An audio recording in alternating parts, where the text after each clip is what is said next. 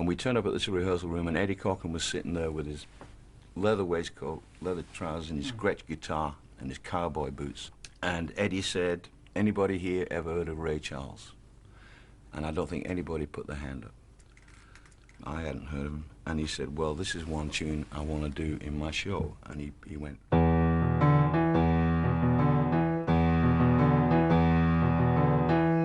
Started that Ray Charles lick on What Did I Say, and we all went, "What was that?" Hey, mama, don't you treat me wrong. Come and love you, daddy, all night long, all right now.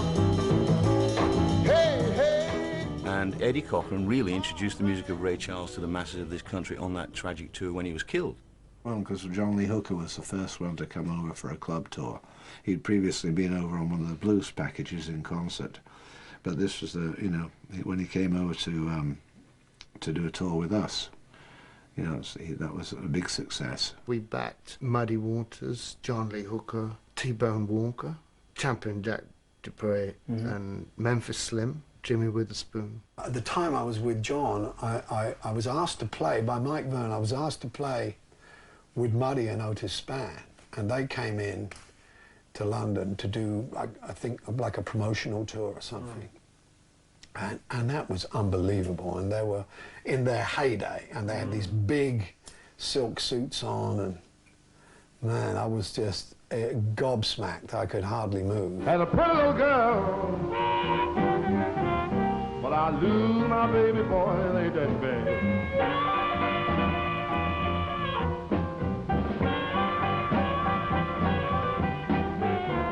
Had a pretty little girl, I lose my baby boy, it ain't that bad.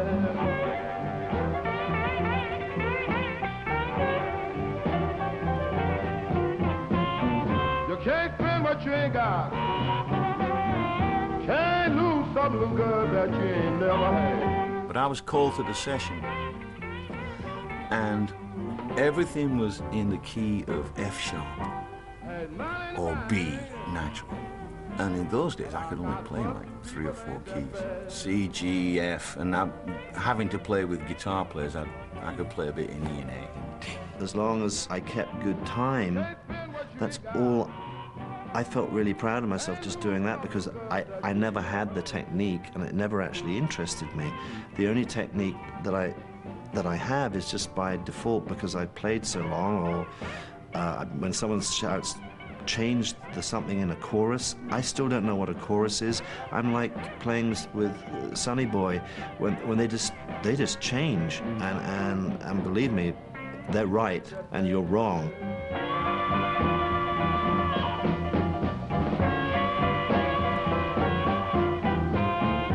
Had money in the bank, but I got busted people, ain't that bad.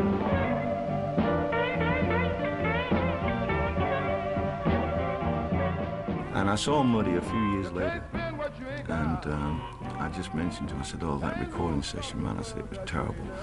You know, I mean, everything was in F sharp or B." I said, "I was very uncomfortable. I'm sorry about that." He said, "Shit, man," he said, you should have told me how to move the capo. But you were so in awe of somebody like Muddy Waters, you didn't dare say, "Hey, man, can you change the key?" And a sweet little home, but it got went down, people ain't that bad.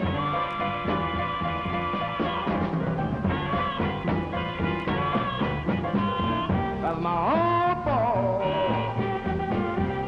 People ain't that bad.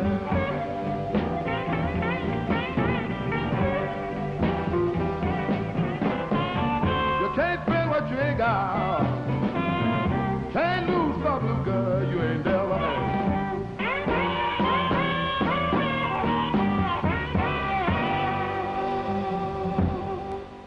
Well, T-Bone Walker did a tour with us.